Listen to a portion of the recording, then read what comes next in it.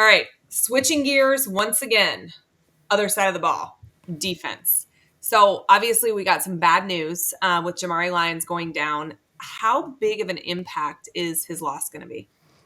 For me, big. I had Jamari Lions like about as close to a 1B as you could get to Cam Jackson. I didn't really have him 1 and 2. Like from everything I could gather, he was putting together a really nice offseason, was going to be a big time contributor there in the middle of that defense. And now you got to rely on Des Watson, who had a really good first scrimmage. He stepped up in that first scrimmage. How many snaps can you get out of him? I think Florida would have loved to rotate those three guys as much as they possibly could to keep some fresh legs out there. And plus, Watson, for right now, he just needs it. At his size, he can't play that many snaps. So Cam Jackson, I have full confidence in. But for me, I talked about it on my pod. For me, for Florida, they're going to have to have a lot of success on first and second down and get off the field on third down. I think if they can do that enough, you can keep those guys. You can keep those guys fresh enough, and there's going to come games where they have issues, and then you're going to have to go down the depth chart. Hopefully, you don't have to play a lot of true freshmen there, like a Mekhi Burrow, DeAndre Robinson.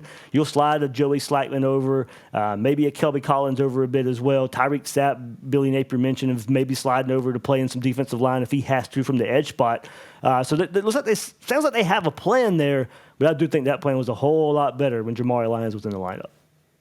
So you mentioned getting off the field on first and second down, which, not something Florida was fantastic at last year. And, one of the keys to that, the pieces to the puzzle, if you will, missed tackles. And it's been reported that there is still a lot of missed tackles going on in practice. And, that was one of our biggest issues last season. Are you worried at all about that? No, I'm not yet. I think it was 122 plays in a scrimmage, I think Napier said, and 20 missed tackles. Yeah, probably a little bit more. I know Ron Roberts did say we won't for about 80 plays a game, we won't miss tackles to be single digits. So they still got some work to do there, of course. But I do think there's too much experience for the guys that played last year. Ron Roberts coming in at the same time, and experience brought through guys in the transfer portal like Asa Turner. I certainly believe the experience of a Jordan Castell and a Sharif Denson and the experience they got as true freshmen last year, along with guys up front like TJ Searcy and Kelby Collins. I think adding Pup Howard at linebacker to go along with Shemar James, I do think tackling is going to be much better because you've upgraded talent and you've upgraded experience. So I certainly think through one scrimmage, I'm not going to panic on tackling yet. I just really believe the experience is really going to pay off for that. So a guy you just mentioned, Shemar James, and obviously we have him back. How big is that for this team? Gators were better when he was on the field last year. Before we go on with Dave, I want to thank Meldon Law for their support. Not only do they support my channel, but they support UF Athletics. If you're in Gainesville, Ocala, Fort Lauderdale, or Lake City, and you're either in a car, truck, or motorcycle accident, your consultations with Meldon Law are absolutely free. They've been serving Florida since 1971 and are a proud partner and supporter of all Florida Gator athletics. Absolutely. And first, they'll just be better because Shemar James is a good player. But at the same time, I think pair him up with a more traditional linebacker like a Pup Howard and guys who have gotten experience at the linebacker spot and some talented true freshmen. I think if they get on the field. But you have a lot of true linebackers on the field now that you can pair him with. He doesn't have to make up for a Scooby Williams who may miss an assignment or may miss a tackle.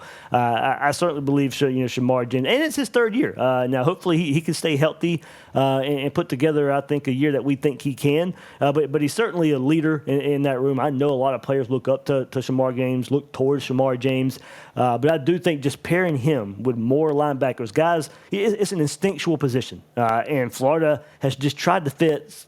They've had the cast of misfits there. Now, I thought what Amari Burney did in year one with that defense a couple years ago, that was his best season of football. So I think they did some good things with him. But Scooby Williams didn't have a whole lot of experience at the high school level at linebacker. And Derek Wingo is a guy they've tried to fit there.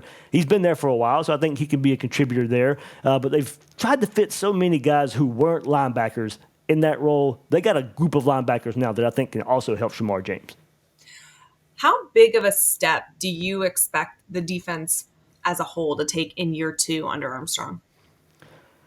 Armstrong and Roberts. I think Roberts is really just going to be a guy Armstrong can have confidence in. And I think there was a big, I mean, not breaking any news here, it's a big learning curve for Austin Armstrong last year. So, there's somebody, I think he's going to learn from it. And now he has somebody he can lean on at the same time who has a whole lot of, big time college football experience like Ron Roberts.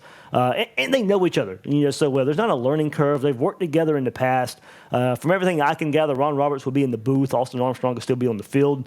So there'll be that communication there as well. But I'll go back to the experience part. I didn't want to rely on it so much as a lot of the issues on defense last year, but it should pay off this year. I think you can use it as a positive experience going into this year with so many young guys that did play last year. I think the transfer portal hits on defense were phenomenal. I think bringing in Pup Howard, bringing in Asa Turner. We heard Asa Turner finally on the mic, this week, and I certainly think a leader in that group. Somebody I think Jordan Castell can lean on. He was not able to lean on anybody last year. He had to learn on the fly. He had to learn a new position on the fly. And he performed admirably as a true freshman. But now he has help back there. He has the help of somebody like Asa Turner, and he has the help of a lot of guys in his freshman class that got a lot of experience last year. So I really think experience, because of the experience they got in the transfer portal and the experience they played with last year, to me, it's got to take a step. I mean, it's time to take a step. I know we say this every year about the Florida defense. There's no way they can't be better, but they have found a way to really just kind of not be better. I do think with the experience, so many young guys last year, it will pay off.